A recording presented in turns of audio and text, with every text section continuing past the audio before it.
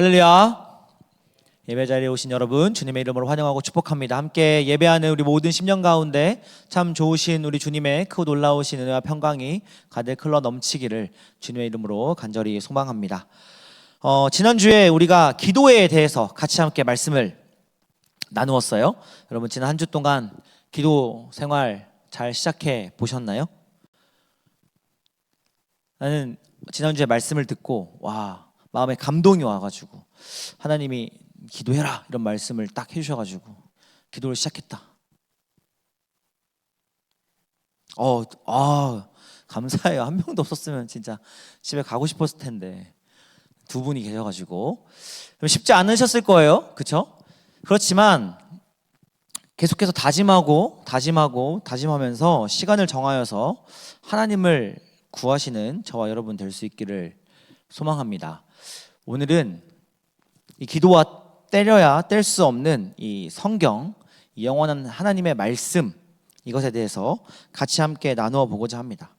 여러분, 왜 기도와 말씀 이것을 서로 분리할 수 없는 것일까요? 왜 기도와 말씀을 떨어뜨려서 생각할 수 없는 것일까요? 지난주 말씀 가운데 우리는 그 일용할 양식에 대해서 같이 함께 말씀을 나누었어요. 일용할이라고 하는 이 단어의 뜻은 에피우시아 해서, 우시아가 근본적인 거, 근원적인 건데 에피, 초월하는 거예요. 그것조차도 초월하게 하는 거, 그렇죠? 이것이 기도에서 우리가 구하는 그 일용할 양식이다. 즉 우리가 기도를 통하여 구하는 그 일용할 양식은 하나님 자체이고 하나님 당신이다 라고 하는 것을 우리가 같이 함께 나누었습니다. 여러분, 우리가 하나님을 구하려면 우리가 하나님에 대해서 알아야 될 거 아니에요, 그렇죠? 누군지도 모른 채 구할 수 없잖아요. 그게 뭔지도 모른 채 달라고 할 수 없는 거잖아요, 그렇죠? 하나님이 누구시고 하나님이 어떤 분이신지에 대해서 우리가 알아야 하는데, 하나님이 어떤 분이시고 하나님이 누구신지에 대해서 하나님께서 자기 자신을 스스로 계시하신 곳이 바로 이 성경, 하나님의 말씀이라고 하는 것이죠. 또한 하나님은 우리를 하나님의 자녀, 하나님 나라의 백성으로 불러주셨습니다. 예레미야 1장 5절 말씀 같이 한번 읽어보겠습니다. 예레미야 1장 5절. 내가 너를 모태에 짓기 전에 너를 알았고 내가 배에서 나오기 전에 너를 성별하였고 너를 여러 나라의 선지자로 세웠노라 하시기로. 아멘. 어떻게 하셨다는 거예요? 모태에 짓기 전에, 뱃속에 있기도 전부터 하나님이 우리를 아셨다 이렇게 말씀하시고요, 이 배에서 출산하기도 전에 너를 성별하였다, 거룩하게 구별하였다, 하나님이 그렇게 말씀해 주고 계십니다. 여러분, 하나님이 우리를 거룩하게 구별하여서 하나님의 자녀, 하나님 나라 백성으로 삼아주셨다라고 하는 거예요. 그런데 이런 구별, 이런 구분이 어디에서 확증되는가? 디모데전서 4장 5절 말씀 우리 같이 한번 읽어보겠습니다. 시작. 하나님의 말씀과 기도로 거룩하여 짐이라. 아멘. 하나님의 말씀과 기도로 거룩해진다. 여러분, 거룩이 뭐예요? 거룩이 구별됨이에요. 거룩이 구별됨. 즉 우리가 하나님의 자녀, 하나님 나라 백성으로 구별되었음을 확증하는 길, 이것은 오직 하나님의 말씀과 기도뿐이라는 것이죠. 이 방법을, 이 통로를 거치지 않고서는 우리가 거룩해질 수 없다. 우리가 하나님께서 성별하여 주신 하나님의 자녀, 하나님 나라 백성으로서 그런 구별됨이 확증될 수 없다라고 하는 것입니다. 그렇기 때문에 우리는 기도해야 하는 것이고, 그렇기 때문에 우리는 말씀을 읽어야 합니다. 여러분에게 한 가지 더 질문 드려보려고 합니다. 여러분이 성경을 하나님의 말씀으로 믿으시나요? 이 성경이 정말로 하나님의 말씀이라고 여러분들은 그렇게 믿음으로 고백하십니까? 의심하지 않고 성경이 하나님의 말씀이다라고 여러분 그렇게 믿고 계신지요? 사실 여러분, 이 성경이라고 부르는 것은 사실 책 이름이죠, 그죠? 불교에서는 그 불교의 책을 뭐라고 불러요? 불경이라고 불러요. 이슬람에서는 이슬람 책을 뭐라고 불러요? 꾸란, 코란 이렇게 부르는 것처럼 기독교에서 기독교의 이 책을 우리는 성경 이렇게 부르는 것이죠. 그런데 이 성경이 기독교의 책이다라고까지 이제 우리가 이해를 했는데, 그런데 과연 이 성경이 하나님의 감동으로 된 하나님의 말씀으로 우리가 정말로 그렇게 받아들이고 있는가 하는 것이죠.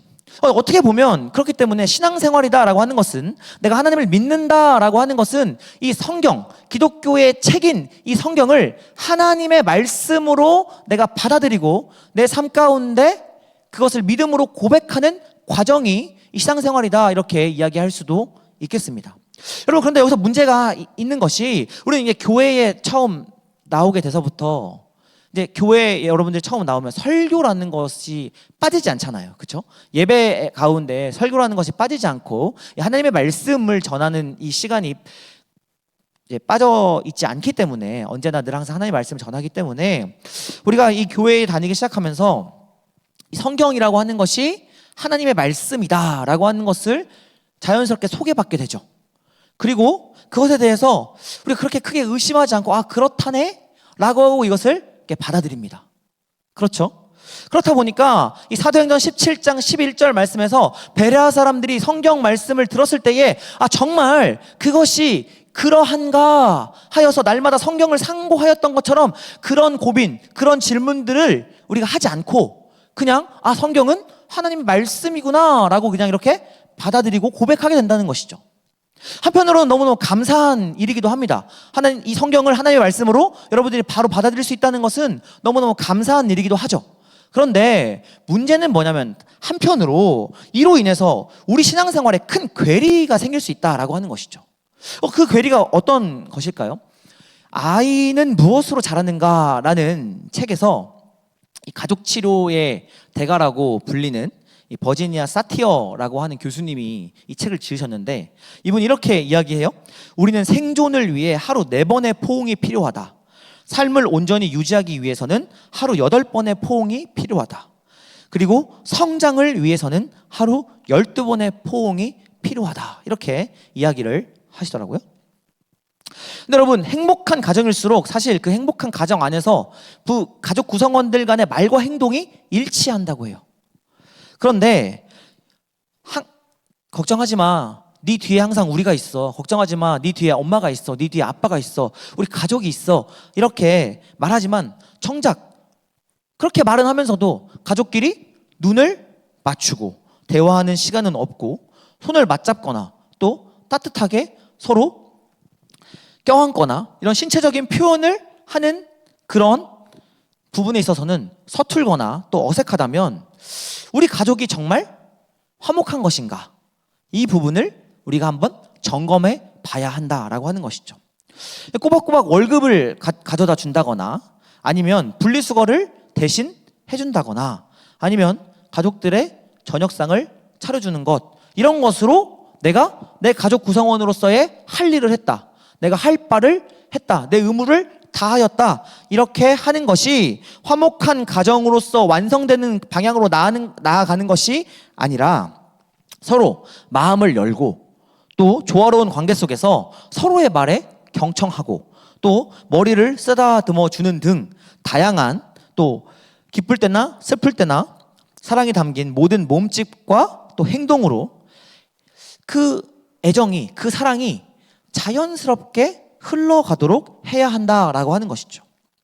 여러분, 제가 왜 이 책을 인용해서 여러분들에게 말씀을 드리는고 하면, 혹시나 우리가 이렇게 지금 신앙생활하고 있지 않느냐 하는 부분에서 여러분들에게 여쭙고 싶은 것입니다.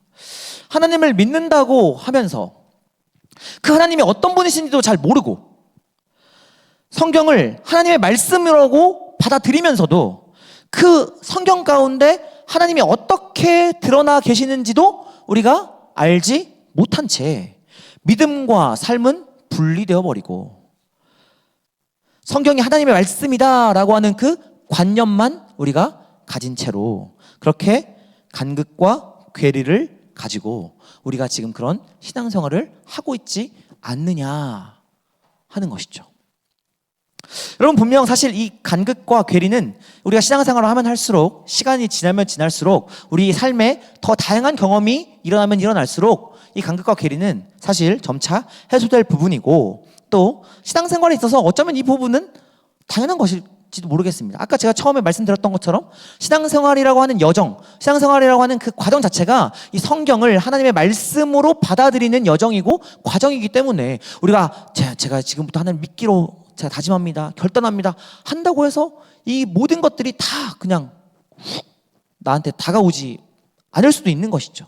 이것을 답해 나가는 과정이 우리가 신앙생활을 해 나가는 과정이기에, 결국에는 우리가 조금씩 시간이 흐르면 흐를수록 분명하게 이 괴리와 간극은 해소가 될 것입니다.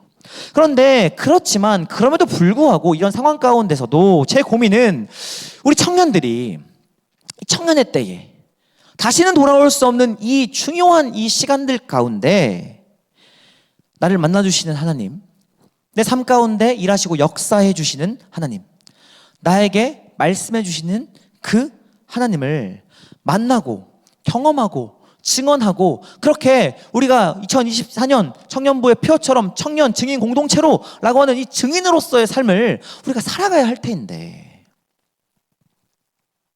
어떻게 하면 우리의 신앙이 고착화되지 않고, 어떻게 하면 이 간극과 괴리를 좁혀나가면서 이 성경을 하나님의 말씀으로 받아들이고 성경을 계속해서 읽어나갈 수 있을까 하는 데에 제 고민이 있다라고 하는 것입니다. 여러분, 성경을 읽어야 합니다라고 하는 부분에 대해서 여러분들 참 많이 들어오셨을 거예요. 어렸을 때부터 신앙생활 하셨던 분들은 교회 학교에서 뭐 달란트 시장을 한다든지, 아니면 어떤 뭐 이렇게 체크할 수 있는 책 같은 걸 줘가지고 성경 읽어보면은 몇 달란트, 아니면 뭐 엄마 사인 받아와 뭐 이런 거 해가지고 어떻게 해서든지 계속해서 성경을 읽히려고 교회 학교에서는 여러 가지 많은 시도들을 또 했었고, 저도 역시나 그렇게 교회 학교 또 사역자 시절 때 그렇게 해왔었고요.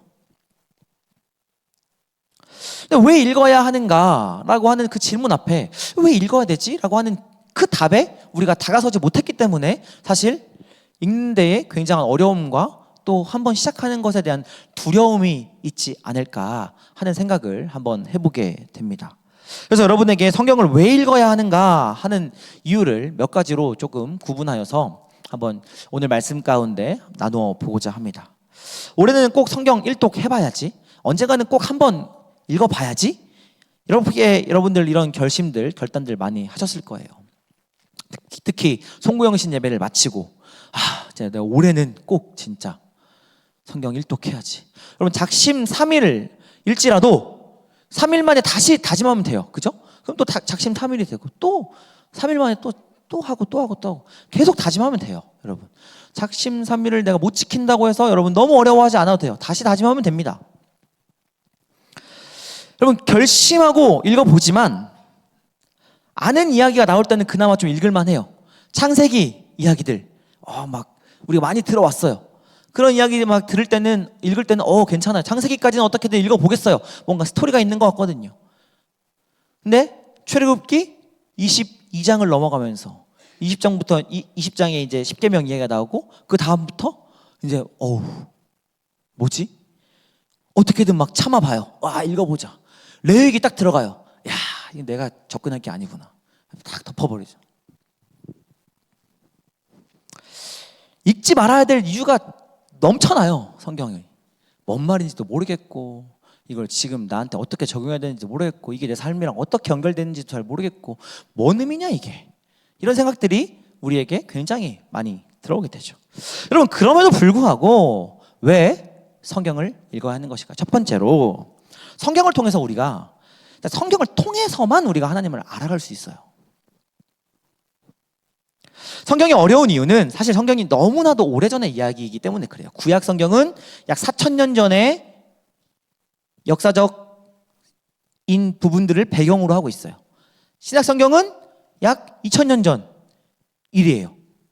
그러다 보니까 이 이야기가 과연 도대체 오늘을 살아가는 나에게 무슨 의미가 있는가?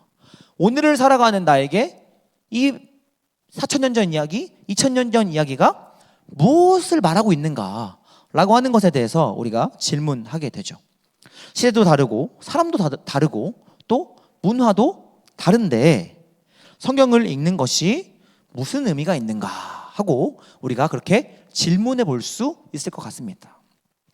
이런 생각에 대해서 이 제임스 패커라고 하는 이분이 하나님을 아는 지식이라고 하는 책에서 이렇게 이야기를 했어요. 제가 한번 읽어드릴게요. 그 연결고리는 바로 하나님이다. 그들과 관계를 맺었던 하나님은 우리와도 관계를 맺고 있는 하나님이시다. 아마도 정확하게 같은 하나님이라고 말하므로 요점을 더욱 분명하게 할 수도 있을 것이다. 하나님은 조금도 변하시지 않기 때문이다. 따라서 성경 시대에 살던 사람들과 우리 시대에 사는 사람들 사이에 메울 수 없는 간격이 있다는 느낌을 떨쳐버리기 위해 우리가 강조해야 할 진리는 하나님의 불변성이다. 이렇게 이 책에서 그는 이야기를 하고 있습니다. 여러분이가 성경을 읽으면서 집중해야 되는 것은 성경에 나타난 위인들이 아닙니다. 하나님을 알아가는 것, 하나님 자체를 우리가 성경을 통해서 그분이 어떤 분이신가를 알아가는 것, 이것이 성경 읽기에 주된 이유가 된다라고 하는 것입니다. 아브라함이나 요셉이나 야곱이나 모세, 이런 사람들이 대단한 것이 아니라 도대체 그들이 고백하고 그들이 믿는 그 하나님은 어떤 하나님이시길래 그들의 삶 가운데서 이러한 놀라운 일들을 역사하고 계시는가? 이것을 질문하며 여기에 우리가 초점을 맞춰 가야 한다라고 하는 것이죠. 히브리서 13장 8절 말씀 같이 한번 읽어보겠습니다. 예수 그리스도는 어제나 오늘이나 영원토록 동일하시니라. 아멘. 여러분, 히브리서 13장 8절에 이 예수 그리스도는 어제나 오늘이나 영원토록 동일하신 분이시기 때문에 아브라함과 야곱과 요셉과 모세에게 일하셨던 그 하나님은 나에게도 역시나 동일한 하나님이 되어 주신다 하는 것입니다. 어제나 오늘이나 영원토록 동일하신 하나님이시기 때문에 성경 가운데 4,000년 그 전에 그 역사 가운데 2,000년 전에 그 역사 가운데 일하셨던 그 하나님이 바로 지금 오늘도 내 삶 가운데 동일하게 일하고 계신다라고 하는 것을 발견하는 겁니다. 시대도 다르고 상황도 다르고 문화도 다르지만 그 가운데 역사하시고 일하시는 하나님은 동일하신 하나님이시기에, 불변하시는 하나님이시기에 우리는 그 하나님을 성경을 통해 발견해 나가는 것입니다. 여러 번 말씀드렸지만 이 신앙생활이라고 하는 것은 그때 그 사건의 그 하나님이 오늘 내 삶의 자리에서 어떻게 하나님 되어주시는가, 이 질문에 답해 나가는 과정입니다. 그때 그 사건의 그 하나님, 4,000년 전에 2,000년 전에 그때 그 사건에 그 출애굽하던 그 사건 가운데 그 하나님이 오늘 내 삶, 광야와 같은 내 인생, 애굽처럼 둘러싸여 있는 사방으로 우겨쌈을 당한 것 같은, 그래서 하늘밖에 바라보지 못하는 이 삶을 살아가고 있는 나에게 어떻게 동일하게 그 하나님이 나의 삶을 구출해 주실 것인가, 해방시켜 주실 것인가, 내 삶을 진리로 자유케 해 주실 것인가, 이것을 발견해 나가는 과정이 성경 읽기의 이유이고 목적이다라고 하는 것이죠. 그런 의미에서 내 삶의 자리에서 하나님을 경험하고 또 그 하나님의 뜻을 구하고 그에 근거하여 선택하고 그로 말미암아 결실을 보는 삶 전체는 하나님의 말씀과 끈질기게 대화해 나가는 삶을 전제로 하는 것입니다. 이러한 말씀과의 대화에 근거한 구체적 삶의 투쟁이라고 하면 투쟁, 그 하나님 말씀 가운데 삶의 저항이라고 하면 그런 저항, 이러한 것들이 우리를 하나님 만남으로 인도해 간다 라고 하는 것을 여러분들이 꼭 기억하실 수 있으면 좋겠습니다. 두 번째로는 성경을 통해서 우리는 우리 삶의 방향에 대해서 고민하게 됩니다. 인간은 이기적이고 또 자기중심적이죠. 그러기에 자기의 도움이 될 때야 비로소 행동을 합니다. 그런 의미에서 생각해 보면 우리가 성경을 읽지 않는 이유는 이 성경이 내 삶에 어떤 이익이 되는지, 내 삶에 어떤 유익을 주는지 잘 모르겠거든요. 차라리 다른 책들, 자기계발서라든지 에세이라든지 또 내가 좋아하는 문학이라든지 시라든지 뭐 이런 책들은 내가 읽으면서 마음의 감동이라도 받을 수 있고 내 마음이 풍요로워지는 것 같기도 하고 또 내가 어떤 삶을 살아가야겠다 뭐 이런 것들에 대해서도 우리 같이 한번 고민해 볼 수 있겠지만 차라리 그런 책을 읽으면서 지평을 넓혀가는 것이 더 유익이지 않을까? 이런 생각을 우리가 할 수도 있겠습니다. 근데 성경은 도대체 나한테 무슨 의미를 주는가? 성경은 지금 내 삶 가운데 무엇을 이야기하고 있는가? 이런 생각에 대해서 이 톰 라이트라고 하는 신학자 및 작가 및 목회자 및 이분은 이 신약 성서와 하나님 백성이라고 하는 책에서 과거 이야기의 중요성에 대해서 이렇게 답해 주고 있습니다. 제가 한번 읽어 드릴게요. 성경 이야기 자체를 오막으로 이루어진 것으로 볼 수 있는 가능성. 이를테면 제1막 창조, 제2막 타락, 제3막 이스라엘, 제4막 예수. 그러면서 신약 성서는 제5막의 첫 번째 장면이 되고 동시에 연극이 어떻게 끝날 것인지에 대한 단서들을 제공해 줄 것이다. 제3막이 현재의 모습을 지니고 있다는 사실은 다른 모든 중간 단계들을 밝히지 않고도 이 드라마가 어떤 식으로 결말이 날 것인지를 잘 보여준다. 그러므로 교회는 현존하는 이야기의 권위 아래에서 살면서 의도된 결말로 향해 가는 마지막 제5막을 스스로 쓰면서 연기하라고 요구를 받고 있다고 할 수 있다. 여러분, 이 이야기를 조금 더 확장시켜서 여러분들과 이야기 나눠보면 여러분 1막부터 4막까지의 흐름을 보며 5막의 마지막을 스스로 쓰는 것이라고 톰 라이트는 그렇게 이야기를 했는데요. 이 내용을 조금 더 확장해서 1막은 창조, 2막은 타락, 그리고 이스라엘, 그리고 3막은 예수, 4막은 교회, 5막은 비어있고 6막은 완성. 이렇게 여러분 1막에서 5막까지로 안 보고 1막에서 6막까지로 우리가 다시 재구성해보자는 거예요. 1막 다시 한번 1막은 창조, 2막은 타락과 이스라엘, 3막은 예수, 4막은 교회, 5막은 비어있고 6막은 완성. 자, 그러면 여러분 이제 우리에게 숙제는 5막을 어떻게 채워나갈 것인가 하는 거예요. 여러분들이 배우예요. 여러분들이 배우라고 생각하고 이 6막의 연극 대본을 받았어요.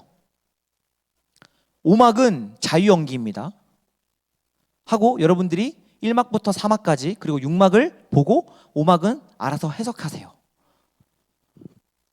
이렇게 여러분들에게 과제가 주어졌다고 한번 여러분 가정해 봅시다. 어떻게 5막을 여러분들 채워 나가시겠습니까?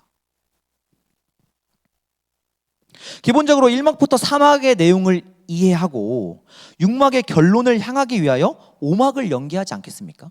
1막부터 4막까지가 완전히 별개의 이야기, 다른 이야기인 게 아니라 1막부터 4막까지가 5막과 연결되고 또 5막은 6막인 완성과 연결되게 우리가 5막을 꾸려 나가지 않을까라고 하는 것이죠.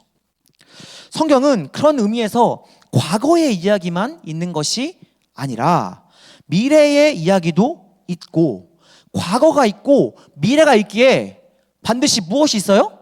현재가 있다는 거예요. 오늘 우리가 발딛고 살아가는 이 현실 5막 이것이 우리에게 주어져 있다라고 하는 것이죠.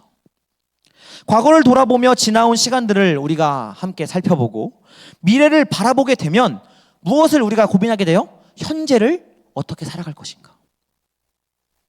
이것이 자연스러운 우리의 생각의 메커니즘 아니겠습니까? 이 연극이라는 틀을 좀 더 확장해서 생각해 보겠습니다. 우리가 무엇인가를 행동하려고 하지만 어떤 행동을 해도 확신이 서지 않고 불안할 때가 있습니다. 왜 그럴까요? 내가 누구인지 잘 모르겠거든요. 내가 지금 발딛고 살아가는 현실에서 내 존재가 무엇인지 잘 모르겠거든요. 그럴 때 내 삶에 불안이 옵니다. 내가 걸어가는 이 걸음이 맞는 걸음인지, 내가 가는 이 방향이 맞는 방향인지, 내가 이 일을 하는 것이 맞는 것인지에 대한 불안함과 궁금함이 우리 삶 가운데 가득 있다라고 하는 것이죠. 여러분, doing은 행함은 being이 결정합니다. 존재가 결정하는 거예요. 그렇죠? doing은 being이 결정해요. 내가 무엇을 하는지는 내가 누구인가 이것을 결정하는 거예요. 그런데 이 이야기, 이러한 being, 이러한 존재, 내가 누구인가 하는 것을 결정하는 것은 스토리입니다. 서사, 이야기라고 하는 것이죠. 성경의 이야기는 그렇기 때문에 내가 누구인가를 이야기해주고 있다라고 하는 것입니다. 나의 정체성이 명확해지면 내가 누구인지, 명확해지면 내가 무엇을 해야 하는가라고 하는 것이 너무나도 명확해집니다. 너무나 자연스럽게 우리가 알게 되는 것이죠. 성경을 우리가 읽는 이유는 내가 누구이며 지금 내가 무엇을 해야 하는지 알려주기 때문에 그렇습니다. 성경은 오늘 지금 내가 무엇을 해야 하는지를 알려줍니다. 이것이 우리가 성경을 읽는 두 번째 이유입니다. 마지막 세 번째, 성경을 읽는 이유. 성경을 통해서 우리는 이 세상을 이해합니다. 성경을 읽다 보면 이런 생각이 듭니다. 우리나라 역사도 내가 잘 모르겠는데 무슨 이스라엘 역사를 내가 좀 알아야 되고, 무슨 그 시대를 알아야 되고, 상황을 알아야 되고, 역사를 알아야 되고, 뭐하는지 진짜 차라리 조선왕조실록을 읽겠다. 차라리 조선왕조실록을 읽고 차라리 내가 그렇게 우리나라 역사라도 더 잘 알면 한능검이라도 내가 볼 수 있고, 차라리 나한테 조금 더 유익이고 이익이 될 수 있지 않겠는가라는 생각을 우리가 자연스럽게 할 수도 있겠습니다. 여러분, 사실 틀린 말은 아닙니다. 성경은 이스라엘의 역사를 배경으로 하고 있습니다. 그래서 때로는 성경의 주인공이 그냥 이스라엘인 것처럼 그렇게 보여지기도 합니다. 왜냐하면 하나님이 이스라엘을 통해서 하나님이 어떤 분이신지를 보여주고 있기 때문에 그렇습니다. 매개체가 이스라엘이라는 것이죠. 그런데 성경 전체의 맥락에서 보자면 성경은 이스라엘이 아니라 이 세상 전부를 이야기하고 있습니다. 이 세상 전부 이야기로부터 성경이 시작되고 있습니다. 여러분, 태초에 하나님이 천지를 창조하셨습니다. 그렇죠? 성경의 시작이 이 세상 전체의 이야기로부터 시작한다. 그리고 이 태초에 온 세상의 이야기에서 이스라엘 이야기로, 그리고 다시 온 세상의 이야기로 진행됩니다. 이런 생각에 대해서 크레이그 바르톨로뮤, 어려워요. 그리고 마이클 고힌이라고 하는 신학학자들은 성경은 드라마다라는 책에서 이 부분에 대해서 이렇게 이야기를 합니다. 지금까지 성경 이야기는 인류 전체의 삶과 활동을 포괄하고 있었다. 하지만 이제 지금까지 하나님의 선한 창조 세계에서 일어난 죄의 절정인 바벨의 대재앙에 대한 반응으로 하나님은 다시 한번 주도권을 주시고 한 사람 아브라함에게로 주의를 돌리신다. 이제 아브라함과 그의 후손이 창세기 나머지 부분에 주된 관심사다. 중략. 하지만 이 한 사람과 그의 가족들을 향한 하나님의 아주 개인적인 약속들이 나오는 이 부분에서조차 하나님은 세상 모든 민족들을 향한 그분의 목적을 잊지 않으신다. 이렇게 이야기합니다. 여러분, 성경의 이야기는 모든 세상에서부터 시작해서 아브라함을 통해 이스라엘로, 그리고 교회로, 그리고 온 세상으로 다시 향하여 우리에게로 돌아옵니다. 이스라엘의 이야기처럼 보이지만 그것은 온 세상의 이야기이며 동시에 나의 이야기, 또 우리의 이야기가 되는 것이죠. 성경에서 이스라엘의 이야기를 왜 하는지 이 부분에 대해서 우리가 이해하고 성경을 읽으며 나아갈 때 비로소 교회가 무엇인지, 그리고 크리스천이 무엇인지, 그리고 이 세상이 무엇인지에 대해서 우리가 답해 나갈 수 있게 된다라고 하는 것입니다. 즉, 성경을 통해서 우리는 하나님이 이토록 사랑하시는 이 세상을 이해하고 다른 모든 이야기들을 이해할 수 있게 된다라고 하는 것입니다.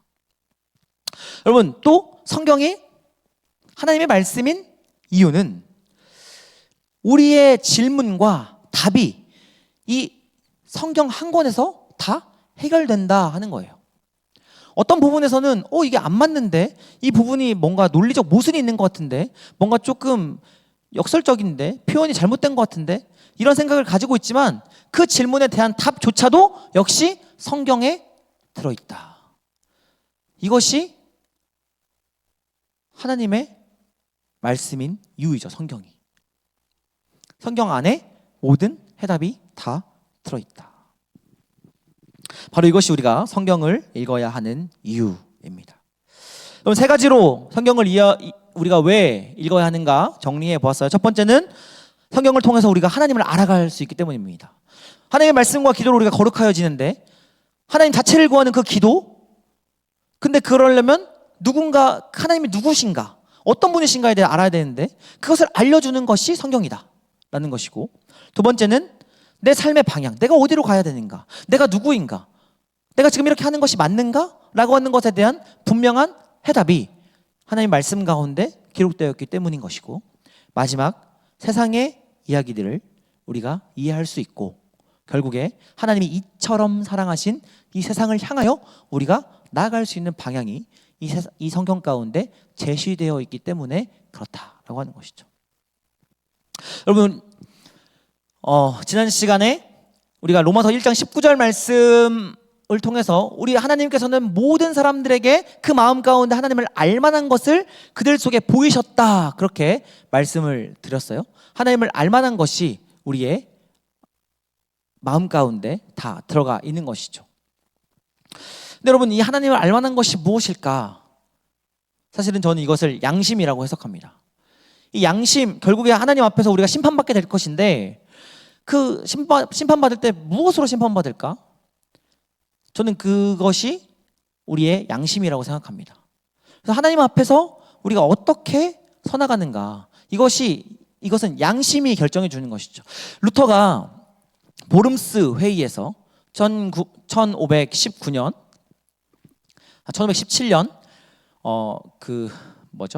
종교개혁을 일으키고 나서 1521년에 이 보름스 회의의 재판에 나아가게 됐어요. 루터가 이 카톨릭의 사제였었기 때문에 이 교황청에서 직접 심리를 하고 심판을 하고 재판을 하면서, 루터, 네가 이제까지 했던 이야기, 여기에서 그냥 제가 그때 실언을 했어요. 죄송해요. 제가 이제까지 이야기했던 거 다 취소할게요. 제 말 잘못이었어요. 이렇게 이야기만 해. 그러면 네가 지었던 죄 다 사면해주고 너 다시 사제로 복직시켜주고 네가 계속 열심히 일할 수 있도록 네 그 형편을 다 고려해줄게. 뭐 이렇게 설득을 해요. 회유를 해요. 그런데 루터가 그렇게 이야기합니다. 하나님의 양심이 나에게 말하고 있는 한 나는 그렇게 할 수 없습니다. 오 주님, 내가 지금 여기 섰사오니 나를 도우소서. 아멘. 이렇게 이야기를 합니다. 결국에 우리가 성경을 읽고 기도를 하고 하나님 앞에 나아가고 또 그 말씀과 기도 가운데 우리가 거룩하여지고 구별됨을 받아서 하나님 앞에 서 나아가는 것, 그것은 결국 하나님을 알만한 것, 이 양심을 통해서 우리가 가능합니다. 그렇기 때문에 여러분, 20살 이상 넘은 여러분들에게 제가 이 양심에 호소할 수밖에 없습니다. 하나님 앞에서의 이 양심에 호소할 수밖에 없어요. 하나님의 말씀을 왜 읽어야 하는가? 우리가 왜 기도해야 하는가? 여러분, 하나님의 말씀과 이 기도를 여러분들의 양심 앞에 그것을 놓아두고 여러분들이 답해 나가실 수 있기 바랍니다. 아무리 이야기해도 여러분들이 이제 안 듣잖아요. 기도 2명 해줘서 너무 고마워요. 다음 주에 제가 물어볼 거예요. 성경 읽었냐고, 기도했냐고. 3명은 손 들어줘야 돼요, 최소한. 그래서 여러분들의 양심에 제가 호소할 수밖에 없습니다. 여러분, 결국 말씀과 기도는 행위가 아니에요. 내가 1시간 기도했다. 천국 간다. 내가 오늘 성경을 10장 읽었다. 와, 천국 간다. 아니에요. 우리가 말씀을 읽고 기도를 하는 주된 이유와 목적은 하나님 그분께로 더욱더 가까이 나아가고 그분을 더 잘 알아가고 그분과 함께 동행하기 위함이에요. 그것이 목적이에요. 그것을 위해서 하는 거예요. 1시간을 해야 된다가 아니고 10장을 읽어야 된다가 아니에요. 단 한마디의 기도라도, 단 한 단어의 한 절의 말씀이라도 여러분들이 하나님께서 허락하여 주신 그 양심 앞에서 그 말씀과 기도로 나를 성별하여 주신, 나를 하나님의 자녀로, 하나님의 거룩한 나라의 백성으로 구별하여 주신, 성별하여 주신 그 하나님의 부르심 가운데 어떻게 하면 내가 서 나갈 수 있을까?